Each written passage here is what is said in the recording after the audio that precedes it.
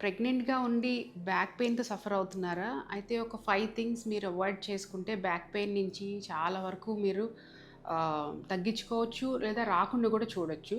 ఒకటేంటంటే long time sitting గానీ, standings కానీ చేయకండి.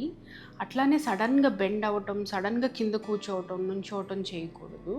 అండ్ మీకు బ్యాక్ పెయిన్ వచ్చింది అని అంటే గనక పడుకునేటప్పుడు ఫ్లాట్ బ్యాక్ మీద పడుకోకుండా లెఫ్ట్ లాటరల్ పొజిషన్‌లో పడుకుంటే మీకు బేబీకి కూడా బ్లడ్ సప్లై కనెక్షన్స్ బాగుంటాయి.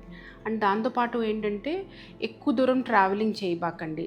బ్యాక్ పెయిన్ ఉన్నప్పుడు ట్రావెల్ చేస్తే ఏంటంటే ఇంకా మీ బ్యాక్ పెయిన్ ఎక్కువ అవుతూ ఉంటుంది.